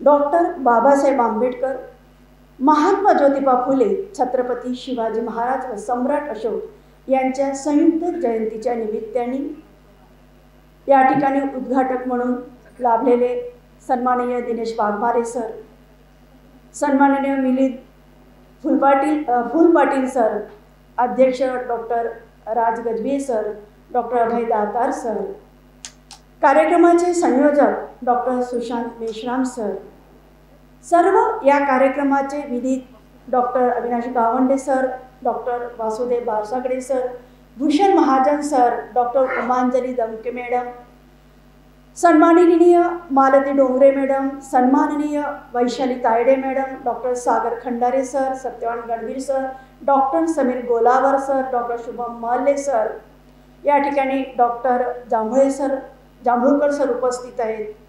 याशिवाय अमन लोणारे विद्यार्थी सचिव आणि आयुषी मूळ आणि या कार्यक्रमाचं सूत्रसंचालन करणारी प्रीती नगरारे, बरोबर आहे ना? बरोबर घेतलंय, प्रीती नगरारे. आपण सर्व उपस्थित फुले शाहू आंबेडकरी विचारांशी कुठेतरी तुमच्या विचारांची नाळ जुळलेली आहे आणि म्हणून तुम्ही खुर्चीवर आताही बसून आहात. या सर्व आपणा सर्वांचं मी या ठिकाणी स्वागत करते. या ठिकाणी आता नुकतंच दिनेश वाघमारे सरांनी डॉक्टर बाबासाहेब आंबेडकरांच्या जीवनात घडणाऱ्या प्रसंगावर प्रकाश टाकला. सन्माननीय डॉक्टर राज गजबे सरांनी सुद्धा बाबासाहेबांच्या जीवनात काय प्रसंग घडले त्या विषयावर प्रकाश टाकलाय. डॉक्टर सुशांत मेश्राम सरांनी आपल्या प्रास्ताविकेमधून ही जयंती आपण कशासाठी करतो याचा उद्देश सांगत छत्रपती शिवाजी महाराज, सम्राट अशोक, महात्मा ज्योतिबा फुले आणि डॉक्टर बाबासाहेब आंबेडकर यांच्या जीवन कार्यावर प्रकाश टाकण्याचा पुरेपूर प्रयत्न केलेला आहे. त्यामुळे मी यांच्या जीवनावर प्रकाश टाकणार नाही. मला विषय या ठिकाणी देण्यात आलेला आहे आणि वेळ पण दिलेला आहे 40 मिनिटं. आता 40 मिनिटं बसण्याची आपली तयारी असायला पाहिजे. नक्की आहे? 10 मिनिटं मागे किंवा पुढे असू शकते. मी वेळेच्या आधी आटवायचा प्रयत्न नक्कीच करेल. पण मी विनंती यासाठी करते की 40 मिनिटं जर तुम्ही थांबले तर मी नेमकं काय सांगते आहे हे मला समजून घेण्याचा तुम्ही प्रयत्न नक्कीच कराल. या ठिकाणी जो विषय दिलेला आहे मला, डॉक्टर बाबासाहेब आंबेडकर यांचे स्त्री स्वातंत्र्य विषयक विचार व संविधानिक तरतुदी या विषयाला न्याय देत असताना मी 3 टप्प्यामध्ये आपल्यासमोर विषय सादर करण्याचा प्रयत्न करणार आहे. एक, डॉक्टर बाबासाहेबांचे स्त्री स्वातंत्र्याविषयीचे विचार. दुसरं, स्त्रियांसाठी केलेली संविधानिक बाबासाहेबांनी केलेली तरतूद. आणि तिसरं, बाबासाहेबांनी घेतलेला बुद्ध धम्म, आपलं आरोग्य विज्ञान आणि तंत्रज्ञान याच्याशी संबंध. हा विषय मी मुद्दाम घेतलेला आहे कारण मी मेडिकल सायन्सच्या कॉलेजमध्ये माझा विषय मांडायला आलेली आहे. त्यामुळे बाबासाहेबांनी जो बुद्ध धम्म दिला तो आपल्या सायन्सशी कुठे रिलेटेड आहे का, त्याची नाळ कुठे जुळते का, तर नक्कीच जुळते. हे मी थोडक्यात सुद्धा सांगण्याचा या ठिकाणी प्रयत्न करणार आहे. या ठिकाणी जे अचिव्हर्स आहेत, जे गोल्ड मेडलिस्ट आहेत, त्यांचा या ठिकाणी सन्मान झालेला आहे. त्या सर्व विद्यार्थ्यांचं मी या ठिकाणी सर्वप्रथम अभिनंदन करते आणि विषयाला सुरुवात करते. आचार्य अत्रेजर यांच्या शब्दात सांगायचं झालं तर ते म्हणतात की 5000 वर्ष या देशातील 7 कोटी अस्पृश्यांना डांबून ठेवणारे, त्यांचा छळ केला, त्यांना या समाजाकडून मिळालेलं बिनतोड आणि बंडखोर उत्तर म्हणजे डॉक्टर बाबासाहेब आंबेडकर. आंबेडकर मूर्तिमंत बंड होतं. त्यांच्या देहातील कणाकणातून बंड थैमान घालीत होतं. आंबेडकर म्हणजे ढोंगांच्या डोक्यावर आदळण्यास सदैव तत्पर असलेली भीमाची गदा होती. आंबेडकर म्हणजे जातीभेदावर आणि विषमतेवर सदैव सोडलेलं सुदर्शन चक्र होतं. आंबेडकर म्हणजे धर्म मार्तंडांच्या वर्ण वर्चस्वाचा कोथळा फाडून आतड्या बाहेर काढणारे वाघ नख होती. हे आंबेडकर म्हणजे सतत रणांगणावर शस्त्राविना लढणारे आणि आपल्या बुद्धिमत्तेने आणि नीतिमत्तेने जिंकणारे हे एक रणांगण होतं. हे एक योद्धे होते. हेच युद्ध अशाच पद्धतीने लढणारे असेच योद्धे डॉक्टर बाबासाहेब आंबेडकरांच्या पूर्वी या महाराष्ट्रामध्ये क्रांतीसूर्य राष्ट्रपिता महात्मा ज्योतिबा फुले आणि सावित्रीबाई फुले यांच्या निमित्ताने आपल्याला परत अभ्यासता येतात आणि मिळतात. यांनीही असेच युद्ध लढलेलं आहे. अर्थात या युद्धात 100% ते यशस्वी झालेच असं जरी म्हटलं नसलं तरी धर्मव्यवस्थेच्या आणि परंपरेच्या रणांगणावर उभे राहून धर्मव्यवस्थे विरुद्ध लढण्याची ताकद या ज्योतिबा आणि सावित्री आईंनी ठेवलेली आहे आणि तुमच्या आमच्यासाठी शिक्षणाची दारं उघडी करून दिलेली आहे. ज्या धर्मव्यवस्थेला या देशातील स्त्रियांचं शिक्षण मान्यच नव्हतं, ज्या धर्मव्यवस्थेला या देशातील बहुजनांच्या हातामध्ये लेखणी मान्यच नव्हती, त्या काळात आम्हा स्त्रियांसाठी या देशात शाळा सुरू करणारा हा क्रांतीसूर्य या देशातील पहिला बहुजन क्रांतिकारक. मी शब्दप्रयोग बहुजन क्रांतिकारक केलेला आहे कारण या देशामध्ये अनेक समाज सुधारक झाले, परंतु बहुजन समाजातील या देशातील समाज सुधारक आणि क्रांती करणारा समाज सुधारक हा म्हणजे किंवा हे क्रांतीदूत राष्ट्रपिता महात्मा ज्योतिबा फुले. कदाचित या ठिकाणी माझे ओबीसी काही विद्यार्थी बंधू आणि भगिनी उपस्थित असतील, त्यांना विशेषत्वाने मी सांगेल की या देशामध्ये बहुजन समाजातील ओबीसी समाजामध्ये जर पहिला क्रांतिकारक निर्माण झाला असेल तर ते आहेत क्रांतीदूत राष्ट्रपिता महात्मा ज्योतिबा फुले, ज्यांच्यापुढे तुम्ही शिकता, आज मेडिकल सायन्समध्ये प्रवेश घेऊन डॉक्टर म्हणून मिरवता. ते त्या बहुजन समाजातील त्या ओबीसी समाजातील त्या स्त्रीमुळे, ती क्रांतीज्योती सावित्रीबाई फुल्यांमुळे. हे आपल्याला या ठिकाणी विशेष लक्षात घेतलं पाहिजे. या राष्ट्रपिता महात्मा ज्योतिबा फुलेंनी आपल्या घरातील लक्ष्मीला उंबरठ्या बाहेर आणलं आणि तिच्या हातात शिक्षणाची तलवार दिली. तिच्या अंगावर, तिच्या चेहऱ्यावर सनातन्यांकडून फेकणारी शेण माती स्वतःच्या हाताने पुसत ते सावित्रीला म्हणतात, सावित्री, या देशात तुला लाखो सावित्री सन्मानाने जगवायचे असतील ना, तर आज तुझ्या अंगावर फेकल्या गेलेलं शेण तुला फुलांसारखं झेलावं लागेल. तरच या समाजामध्ये अनेक सावित्री सन्मानाने पुढे शिकतील. ती सावित्री त्या काळात ते सगळी शेणमाती फुलासारखी झेलली, म्हणून आज माझा या ठिकाणी सन्मान होतो, तुमचा या ठिकाणी सन्मान होतो. हे आम्हाला विसरता येणार नाही. आणि त्यामुळे त्यांच्या ह्या कार्यामुळे आपण जर पाहिलं तर हे ज्योतिबा या देशातील पहिले बंडखोर क्रांतिकारक आणि पहिले बंडखोर सुधारक ठरतात. ती क्रांती नायिका, पहिली बंडखोर नायिका या देशातील ठरते आहे. काय अपेक्षित असेल या ज्योतिबांना आणि सावित्रींना आम्हा स्त्रियांकडून? आम्हा स्त्रियांसाठी जे शिक्षणाची दारं त्यांनी उभी केली, कशासाठी? ते पितृहृदयी ते ज्योतिबा आमच्यासाठी जेव्हा शिक्षणाची दारं उभी करतात तेव्हा त्यांच्या मनामध्ये आमच्याविषयी काहीतरी अपेक्षा नक्कीच असतील. ज्योतिबा म्हणतात, या देशातील स्त्री जर शिकली, कारण या देशातील स्त्री ही धर्मव्यवस्थेच्या, परंपरेच्या आणि वेद प्रामाण्याच्या जोखडामध्ये बंदिस्त झालेली आहे. तिला वाचनाचा अधिकार नाही, त्यामुळे ती धर्मग्रंथ वाचू शकत नाही.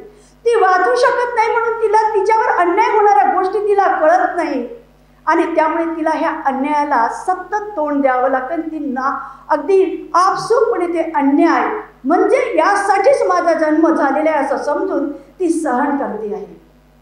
ते सावित्रीला म्हणतात की सावित्री, या स्त्रीला आपण शिकवलं पाहिजे.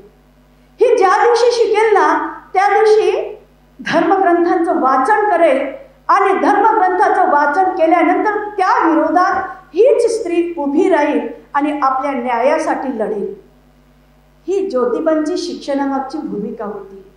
याशिवाय ज्योतिबा म्हणतात की एक पुरुष शिकला तर तो स्वतःपुरता शिकतो, पण स्त्री शिकली तर ती आपल्या कुटुंबातील मुलांना सुशिक्षित करते. तिच्या मुलांना सुशिक्षित केल्यामुळे कुटुंब सुसंस्कृत होतो, समाज सुसंस्कृत होतो. आणि यासाठी स्त्रियांनी शिकणं अत्यंत महत्त्वाचे. ही प्रगल्भ भूमिका त्या ज्योतिबा फुलेंची आणि सावित्री यांची या शिक्षणामागची होती. तर डॉक्टर बाबासाहेब आंबेडकर 20 जुलै 1942ला याच नागपूरमध्ये 25,000 महिलांना संबोधित करताना म्हणतात, मी स्त्रियांची समाजाची प्रगती तिथे समजतो ज्या समाजात स्त्रियांची खऱ्या अर्थाने प्रगती झाली असेल. डॉक्टर बाबासाहेबांचे हे वक्तव्य आणि महात्मा ज्योतिबा फुलेंची स्त्रियांना शिकवण्यामागची भूमिका यात आम्हाला फार समानता दिसते, सारखेपणा दिसतो. 1913ला डॉक्टर बाबासाहेब आंबेडकर न्यूयॉर्कला कोलंबिया विद्यापीठात शिकत असतात. ते शिकत असताना तिथल्या स्त्रियांची स्थिती बघतात. तिथल्या स्त्रिया अगदी मनमोकळेपणे वावरतात, त्यांना शिक्षणाचा अधिकार आहे, कुठल्या धर्माची बंधनं त्यांच्यावर नाही, त्या शिकू शकतात, स्वतःचे विचार मांडू शकतात. त्या 1913च्या कालावधीमध्ये आमच्या इथल्या स्त्रियांना पडदा पद्धत, आमच्या ब्राह्मण स्त्रियांना सती प्रथा,